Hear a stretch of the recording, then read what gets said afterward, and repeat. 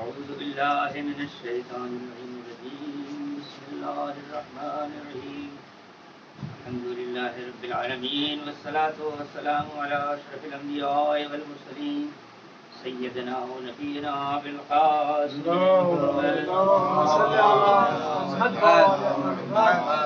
وعلى الطيبين الطاهرين المعصومين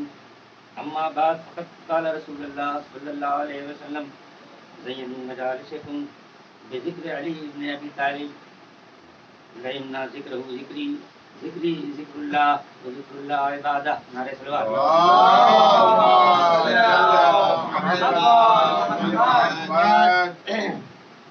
میں کوئی مستقل ذاکر نہیں ہوں، نظر ثواب کچھ عرض کرنا چاہتا ہوں۔ میں صرف اپنے وطن میں محرم میں داخل کرتا ہوں، اس لیے کہ وہاں پڑھتے ہیں یہ کیونکہ آج جامعہ ازاد آخری دن تھا ہمارے خواہش تھی، اس لیے آج اس مجلس کو بنا کی ہے، اور اس میں صرف مقصود یہ ہے کہ ہمارے بچوں کو کچھ ہمارے 11 امام کے حالات معلوم ہیں۔ تو رسول کی حدیث جو ہمارے بچوں کو معلوم ہے کہ اپنی مجلسوں کی زینت ہو ذکر علی بن ابی طالب سے، اس لیے کہ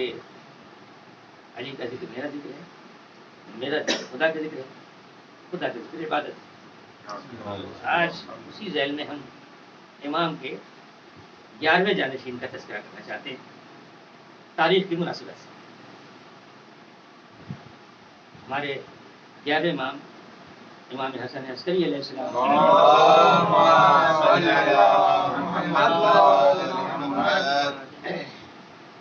ان کی والدہ کا نام حدیثہ خاتون تھا، کہیں کہیں سوسن بھی لکھا ہوا ہے، اور آپ یہ کہ 10 ربیع ثانی 232 ہجری مدینے میں پیدا ہوئے، اور آپ کی شہادت 8 ربیع الاول 260 ہجری میں سامرا ہوئی۔ صرف 28 سال آپ کی حیات۔ یہ ہمارے جو آخر کے 3 امام ہیں، 9ویں امام، 10ویں امام اور 11ویں امام، بہت سختیاں ہیں، اور اماموں میں بھی سختیاں ہیں، کوئی امام ایسا ہی گزرا ہی نہیں ہے کہ کسی سختیاں نہ ہو۔ کچھ اماموں پر بنی امیہ نے ظلم کیا، اور بقیہ پر بنی عباس نے، اور ظلم کرنے کے لیے، ستانے کے لیے کوئی حربہ چھوڑا نہیں، اور یہ ظاہر کرنا چاہتے تھے کہ ہم بظاہر ان کی بڑی عزت کرتے ہیں، اور بباطن ظلم کرنے میں کوئی طریقہ نہیں تھا۔ آپ دیکھیے کہ ہمارے 9ویں امام کی عمر صرف 28 سال، 25 سال، 10ویں امام کی عمر 41 سال، یہ بھی کوئی بہت زیادہ عمر نہیں ہوتی، اور ہمارے 11ویں امام کی عمر صرف 28 سال۔ اس کی وجہ یہ تھی کہ یہ جو آخری دور تھا ہمارے 9ویں امام اور اس کے بعد تھا، بلکہ اس میں یہ کہ 8ویں امام کے بعد شیعہ منظم ہونا شروع ہو گیا، تعداد بڑھتی جا رہی، اور ائمہ کے گرد لوگ جمع ہونے لگے۔ حکومت کو ہمیشہ یہ خطرہ رہتا تھا کہ یہ مقبول نہ ہونے کا، اور اسی واسطے ان کو ہمیشہ حراست میں، پہلے تو ان کو تنگ کرنا شروع کیا، لوگوں کو اسے ملنے نہیں دیا گیا، یعنی رابطہ ختم کرنے کی کوشش کی گئی، ان کا امام سے رابطہ نہ رہے۔ یہی کوشش آج بھی ہے کہ اب امام تو نہیں ہے، لیکن جو امام کے نمائندے ہیں مراجع اکرام، ان سے لوگوں کو دور کیا جائے کسی بھی طریقے سے۔ تو یہ اسی وقت سے یہ سلسلہ چلا رہا ہے۔ تو ایک تو یہ وجہ تھی، اور دوسری وجہ یہ جو تھی وہ عقیدہ مہذبیت کی کا خوف۔ رسول اللہ کی حدیث تھی کہ ہمارے 12 امام 12 نائب ہوں گے، اور آخری نائب جو ہوگا وہ جب ظہور کرے گا تو دنیا کو عدل و انصاف سے اس طرح سے بھر دے گا جیسے وہ ظلم و جور سے بھری ہوئی ہے۔ میرا رسول کی حدیث تھی، سب کو یقین تھا کہ ان کا جو 12واں ہے وہ آ کر کے ہماری وساعت کو رکھ دے گا۔ تو اب یہ فکر تھی کہ کسی طرح سے یہ نسل آگے نہ بڑھنے پائے۔ 9ویں امام کو شہید کیا، 10ویں کو شہید کیا، اور اب 11ویں امام پر یہ نظر ہے کہ ان کو اتنا قید میں رکھو کہ ان کی نسل بھی آگے نہ بڑھنے پائے۔ اور اس کے بعد جب کو معلوم ہو گیا کہ آخری نائب رسول اللہ کا آ چکا ہے، تو اب کھلبلی میں، اور اب جو ستانے کے اور طریقے تھے اس کو چھوڑ کر کے اپنا آبائی طریقہ یعنی زہر دے کر کے امام کو ہر ممکن کوشش کی گئی کہ 12واں نائب رسول کا نہ آنے پائے، لیکن کل جب فرعون نے اتنی کوشش کر لی اور وہ موسیٰ کو آنے سے نہ روک سکا، تو آج کا فرعون کیسے فخر موسیٰ کو آنے سے روک سکتا تھا؟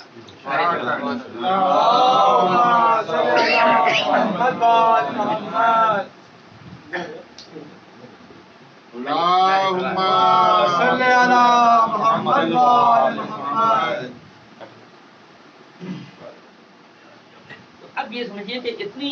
قلیل زندگی، کل 28 سال، اور وہ بھی قید و بند گزر رہی ہے، لیکن اس کے بعد بھی علم و معارف کے ذریعہ بہائے جا رہے ہیں،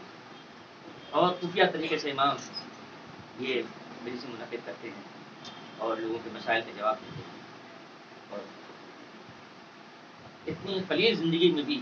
اتنے معجزات آپ سے وہ ہوئے۔ آپ یہ دیکھیے کہ 6 عباسی خلفاء کا آپ سے سانپا تھا۔ سب سے پہلا متوکل، خدا اس پہ لعنت کرے، اور آخر معتمد عباسی۔ اس میں سے 3 تو امام علی نقی علیہ السلام کے زمانے میں تھا اور 3 آپ کے، لیکن بہرحال چونکہ جب متوکل نے امام علی نقی علیہ السلام کے اوپر ظلم کرنا شروع کیا اور وہاں کے مدینے کے گورنر کو لکھا کہ ان کے اوپر جتنا ممکن ہو سکے ان پر ظلم کیا جائے، اور اس کے بعد بھی جو اس کا، اور اس نے یہ جو خط بھیجا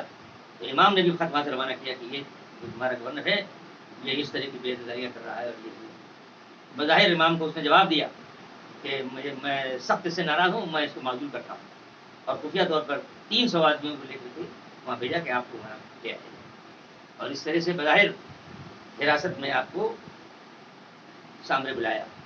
اور آپ ہی کے ساتھ ہمارے 11ویں امام جو بہت ہی کم سن تھے اس وقت، ان کے ساتھ، اور وہ تمام تکلیفیں جو امام علی نقی علیہ السلام نے برداشت کی وہ آپ نے بھی برداشت کی، اس لیے کہ انہیں کے ساتھ ہوئے، اور ہر جو دوسرا بادشاہ آتا تھا وہ کوشش کرتا تھا کہ سابقہ بادشاہ سے زیادہ ہم ان پر ظلم کریں، لیکن یہ کہ جن کو وہ مقرر کرتا تھا وہ خود آ کر جو ہے ان کی عبادت سے اور ان کے کردار سے اس قدر مروب ہوتے تھے کہ وہ خود ان پر ایمان لے آتے تھے اور کہتے تھے مولا معاف کیجیے، اب ہم ظلم نہیں کریں گے۔ اب اس کے بعد پھر دوسرا آدمی متعین ہوتا ہے۔ آپ یہ دیکھیے کہ ایسے ایسے واقعات ہوئے ہیں کہ امام کو درندوں کے سامنے ڈال دیا گیا جو کئی روز سے بھوکے تھے، اور جب درندوں نے آ کر کے سر جھکا دیا اور تمام وہاں پہ خلائق جو تھی وہ دیکھ رہی تھی، تو بجائے اس کے کہ وہ اس حلوے سے لایا تھا کہ امام کو وہاں پہ قتل کرا دیتا، آپ یہ قدر مذلت اور عوام کی نوام کو۔ ایک دوسرا واقعہ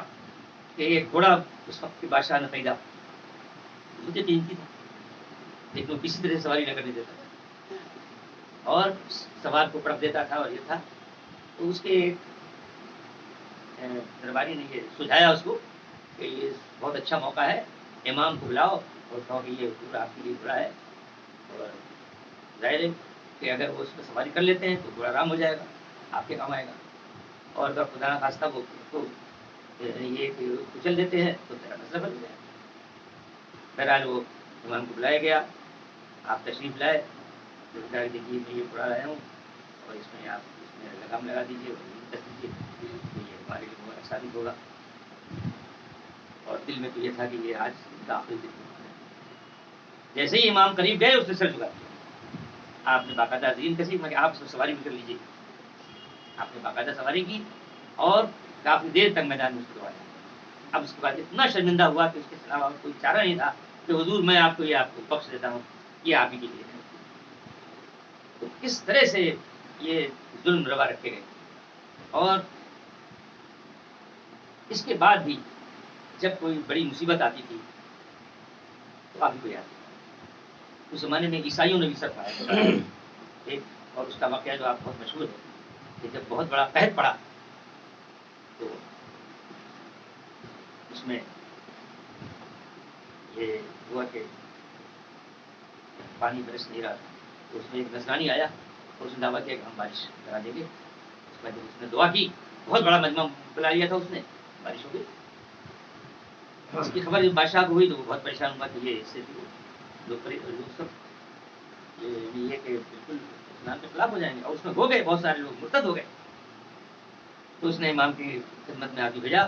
کہ آپ کے دین کے اوپر خطرہ ہے اور آپ ہی اس کو بچا سکتے ہیں، یعنی یہ کہ ظلم بھی کر رہا ہے لیکن جانتا ہے کہ اس خطرے سے یہی ڈال سکتے ہیں اس خطرے. تو امام تشریف لائے اور اس کے سامنے بھی اس نے یہی کیا، دعا کی اور بارش ہوئی. آپ نے ایک شخص کو بھیجا کہ دیکھو اس کے ہاتھ میں جو چیز ہے وہ اٹھا لو. اس کے ہاتھ میں ایک ہڈی تھی، امام نے اس کو لے کر اپنے ہاتھ میں دیا اور پھر دعا کی، پھر بارش ہوئی. تو انہوں نے کہا کہ یہ کسی نبی کی ہڈی پا گیا ہے، اور یہ ہڈی کی خاصیت ہے کہ جب یہ زیر آسمان آتی ہے تو رحمت خداوندی جوش میں. آپ نے اس کو کپڑے میں لپیٹ کے دفن کرا دیا اور کہا کہ اب تم کرو، دعا کرو. اس نے لاکھ دعا کی نصرانی نے، بارش نہیں. پھر امام نے بارش دعا کی اور فوراً بادل آ گئے. اب لوگ پریشان ہونے لگے، ان کا نہیں، یہ بادل جو آیا یہ فلاں شہر کے لیے آیا. اس کے بعد پھر دعا کی، پھر بادل آئے، یہ فلاں شہر کے لیے آیا ہے. اور اس کے بعد امام نے دعا کی کہ ہاں اب یہ بارش آئی، یہ بادل آئے ہیں، یہاں بارش ہوئی. اور اس کے بعد خوب بارش ہوئی. اتنی سب ہونے کے بعد بھی ظلم میں کوئی کمی نہیں، ظلم میں کسی طرح سے کمی نہیں ہے. اور اس کے بعد وہ ایک واقعہ اسحاق ہندی کا بھی بہت مشہور ہے. اسحاق ہندی، تو اس کو یہ خط پیدا ہو گیا کہ قرآن میں اختلاف ہے، کنٹرڈکشن، تنقیص کا لفظ استعمال کیا، اور تنقیص القرآن کے نام سے اس نے کتاب لکھنا شروع کی اور اس کی شہرت بھی ہوئی. کتاب چھپی نہیں، تقریباً اس نے 20 برس میں لگا دی کہ قرآن کے مطالب آپس میں ٹکراتے ہیں. اور یہ ہو سکتا ہے امام کو خبر ہوئی تو امام نے بہت شاگرد کو بلا کے کہا کہ کیا تم اس کو منع نہیں کر سکتے اس کام کے لیے؟ میں تو شاگرد ہوں، میں کیسے منع کر سکتا ہوں؟ تو انہوں نے کہا ہاں ٹھیک ہے، لیکن تم ایک کام بھی کر سکتے ہو کہ میں جو کہوں وہ جا کے اس کے سامنے جانا بہتر. تو پہلے یہ حکم دیا کہ جا کر کے اس کی خدمت کرو، اتنی خدمت کرو کہ وہ تم پر بہت زیادہ اعتبار کرنے لگے، اور تب اس کے بعد یہ کہنا. بہرحال اس نے بہت خدمت کی، اور جب اس کا اعتماد حاصل کر لیا تو جو امام نے سکھایا تھا اس کو، اور اس کو جا کے اس نے بیان کیا کہ میں ایک سوال آپ سے کرنا چاہتا ہوں، اگر آپ اجازت دیں. ہاں، آپ نے یہ جو کتاب لکھی ہے قرآن میں تضاد ہے اور معنی و مطالب آپس میں ٹکراتے ہیں، یہ خدا کی کتاب ہے، تو کیا یہ ضروری ہے کہ خدا نے جس لفظ کے جو معنی طے کیے اور جو خدا نے اس لفظ کے جو معنی سمجھ کر کے وہاں پہ لکھے ہیں، کیا وہی آپ کے بھی دماغ میں آیا؟ کیا ڈکشنری میں ایک ہی لفظ کے بہت سارے الفاظ نہیں ہوتے، بہت سارے معنی نہیں ہوتے؟ یہ سن کر کے سناٹے میں آ گیا. پھر سے دوہراؤ سوال، کیا کہنا چاہتے ہیں؟ پھر سے سوال دوہراؤ. اچھا یہ بتاؤ کہ تمہارے ذہن میں یہ بات کیسے آئی؟ تم کو کس نے بات بتائی؟ ارے حضور میں آپ کی جوتیاں سیدھی کرتا ہوں اور یہ ہے اور وہ ہے، اس طرح سے میرے دماغ میں بات آئی. میں تمہارا مبلغ علم جانتا ہوں، میں تمہارا استاد ہوں، یہ تمہارے ذہن کی پیداوار ہے ہی نہیں، تم یہ صلاحیت ہی نہیں ہے کہ تم ایسا سوال کرو. تو اس نے کہا ہاں یہ تو ہماری سمجھتے اسلام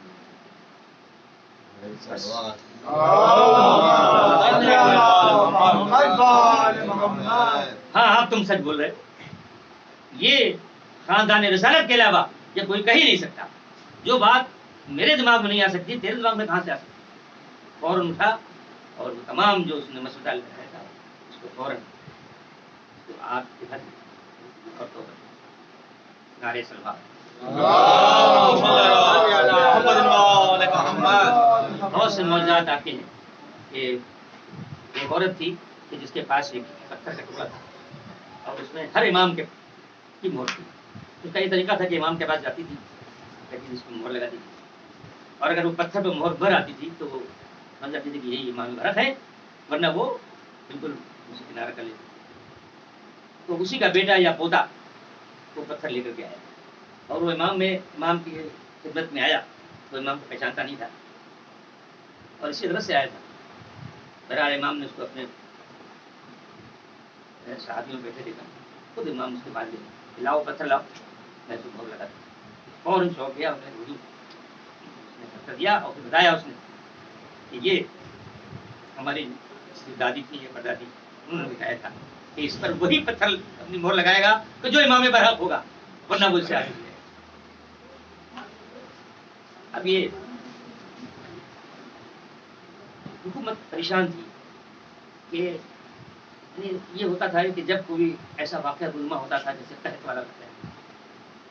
या जैसे साबितुंदी का वाक़या या और कोई वाक़या, तो उसके बाद इमाम को कुछ दिन के लिए रिहा कर दिया जाता था। लेकिन उसके बाद फिर वो खौफ होता था कि अगर हम इनको रिहा नहीं करेंगे, नारे सलवार शमसी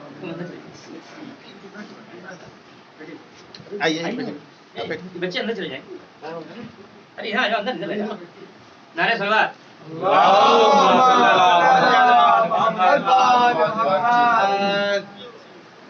आपके यानी इतनी कलील उम्र में आपने जो बहुत सारे कारनामे अंजाम दिए हैं, उसमें से एक आपकी तफसीर भी है, कुरान की तफसीर काफी, और वो तफसीर अस्करी के नाम से मशहूर है। और उसमें भी एक मौजूदा है कि इमाम जब लिखते थे तो उसके बाद नमाज पढ़ने के लिए जब उठ के जाते थे तो कलम बराबर चलता है, और आपका जो माफी ज़मीर होता था वो खुदा के हुक्म से तहरीर करते थे। तो इमाम जब वापस आते थे तो फिर उसका तो अब मोतमद अब्बासी ने देखा कि कोई हरबा काम कामयाब नहीं हो रहा है, और कुछ न कुछ दिन के बाद ऐसा कोई वाक़या ज़रूर होता है, कोई ऐसा मौजज़ा होता है कि जिससे खलायत जो है उनकी तरफ यानी ये कि रुजू करती है और इनकी इज़्ज़त वक़ार में इजाफा होता है, और हमको मजबूरन इनको रिहा करना पड़ता है। ये कोई अपनी मर्ज़ी से रिहा नहीं करता था, इतना दबाव पड़ता था कि ऐसे शख्स ने क्यों कैद कर रखा है। अब वही आबाई जो हरबा था बस जहर देके खुशी, चुनांचे पहली रबीउल अव्वल को उसने जहर भेजा और अपने गुलाम के साथ, और कहा कि ये खास तौर से आपके लिए ताम बादशाह ने भेजा है कि इसको आप ही तनावल फरमाएं। उनका हाँ मैं जानता हूँ, मैं ही इसको तनावल करूँ। और उसके बाद जब आपने इसको तो जहर सरायत करने लगा, और वहाँ जो लोग बैठे थे उनसे कहा कि ये हम करीब कुछ दिन के बाद मेरी शहादत होने वाली है, और यही आपकी तारीख के बारे में 8 रबीउल या ऐसे एक दिन पहले भी आपका जो मुकर्रर था उससे आपने कहा कि देखो बस अब कुछ ही वक्त में हमारी शहादत होने वाली है, और ये समझो कि जब मैं आप मुस्तकीम आऊँ तो समझ लो कि बिल्कुल मेरा आखिरी वक्त है। चुनांचे जब आपने पानी मांगा और वो आप मुस्तकी जाहिर हाजिर किया गया तो आपने कहा नहीं अभी वो वक्त नहीं आया है, सादा पानी लाओ। पानी आया, आपने उसको वुज़ू किया, नमाज पढ़ी, मुनाजात की, और उसके बाद आप बिस्तर पर लेट गए, और फिर आपने वो आप मुस्तकी, लेकिन आप वो पानी पी नहीं सके। हाँ ये जहर के असर से इतना राशा कि वो आप पानी न पी सके। ये इमाम ज़माना आपके जब भी पानी नहीं पी सके थे, और आपके बारे में बुजुर्ग को भी आखिरी वक्त पानी नसीब नहीं हुआ। जब ये जहर दिया गया तो उसके बाद वहां पे एक तबीब को मुअय्यन कर दिया गया था कि ये जहर का असर कब न होने पाए, और वो मशहूर करता रहे कि इमाम को जहर नहीं दिया गया है, बराबर इलाज जारी है, उससे फाका हो जाएगा। उसके बाद इमाम का जनाजा बहुत ही शान शौकत से, खानदान रिसालत में यही एक जनाजा था जो सबसे ज्यादा शान शौकत से। पहला जनाजा तो जनाब ज़ैनुल आबिदीन का था, उसके बाद सबसे बड़ा मजमा इमाम जाफर सादिक अलैहिस्सलाम का, जो गिनीज बुक में अभी तक है, रिकॉर्ड उसमें 10 लाख या 50 लाख इतने लोग थे। उसके अलावा कई लाख लोग उस जनाजे में शिरकत करने के बाद मुसलमान हुए। लेकिन ये जनाजा जो इमाम हसन अस्करी अलैहिस्सलाम बेमिसाल जनाजा था, पूरी मुमलिकत वहां पे जमा थी, बाजार बंद हो गए, हड़तालें हो गई और लोगों के घरों से रोने की आवाजें आ रही थी। और उसके बाद इमाम के जब नमाज जनाजा के लिए आपके भाई आगे बढ़े तो बड़ा एजाज इमाम तशरीफ लाए। ये भी बच्चों को बता दें कि जब इमाम की शहादत होने लगी तो आपने बताया कि अब इसके बाद कमरे में कोई ना आए, मेरा फर्जंद आकर के मुझे गस्ल देगा, मुझे कफन पहनाएगा और उसके बाद फिर यहाँ से हमारा जनाजा निकाला जाए। तो अब ये आखिरी काम के इमाम को अंजाम दिया। और जैसे ही जनाब जाफर तव्वाब नमाज पढ़ने के लिए आगे बढ़े, एक छोटा बच्चा आया और उन्होंने उनका दामन पढ़ के पूछा, चचा ये मेरा हक है, आप कुछ कहिए। और आपने नमाज जनाजा पढ़ाई और उसके बाद नमाज जनाजा पढ़ने के बाद घर में दाखिल किया। ये खबर आम हो गई कि इमाम का नायब जाहिर हो गया और उसने नमाज जनाजा पढ़ाई। और अब हुकूमत के कारिंदे घरों के अंदर घुस गए और बहुत तलाश किया इमाम उस वक्त तक। उसके बाद ये शोहरत कर दी गई कि इमाम का कोई नायब है ही नहीं। बहरहाल आप ये देखिए कि इमाम हसन अस्करी अलैहिस्सलाम का जनाजा इतनी शान शौकत से। अब एक और हसन का जनाजा याद आता है कि जो घर से निकला तो उस पर तीरों की बारिश की गई। ये वाही जनाजा था कि जो तो घर में दोबारा वापस आया, तीर निकाले गए और उसके बाद दफन किया गया। ये जो आज का दिन है यानी 8 बिलुगुल का दिन, कल का दिन है, ये दोहरा गम है।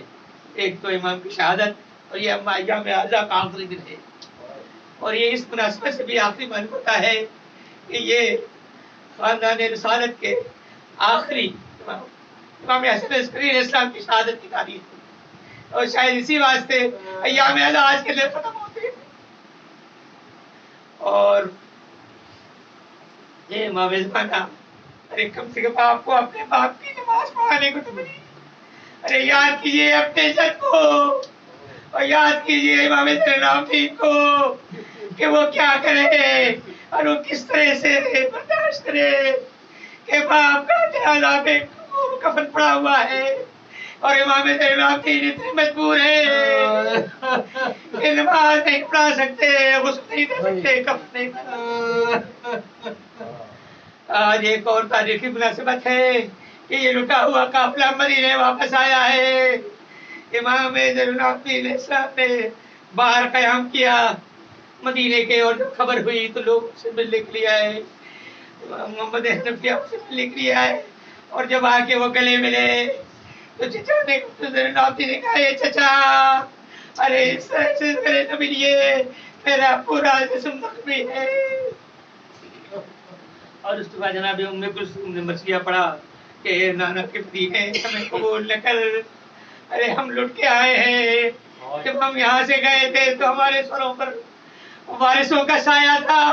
हमारी गोदियों में बच्चे थे, लेकिन अब हमारे सारे जवान शहीद कर दिए गए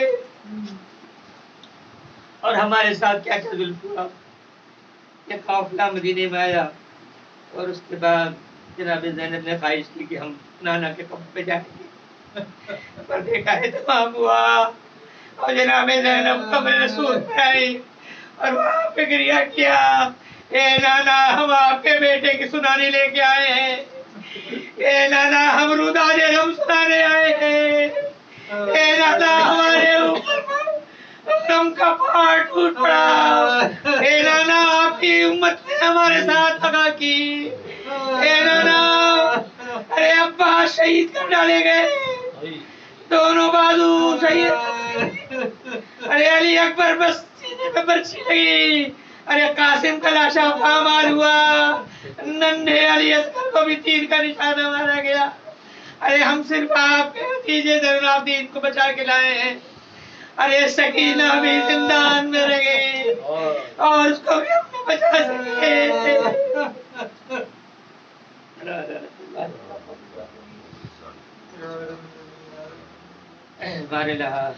ہمارے اس مختصر سی بات کو قبول فرما بہرحال جتنے آدمی جیسا ان کی تمام دل و جائز آزاد کو قبول فرما یا بندہ جتنے بیمار ان کو شفا کا فرما جتنے بے روزگار ہیں روزگار کا فرما روزگار سے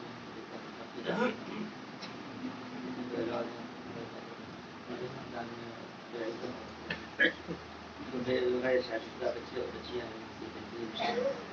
ہمارے علاوہ ہمارے بچوں کو اعلیٰ تعلیم عطا فرما ہمارے علاوہ ہمارے بچوں کو اعلیٰ اخلاق عطا فرما بہترین پلیسمنٹ عطا فرما ہمارے علاوہ قوم میں اتفاق قائم کر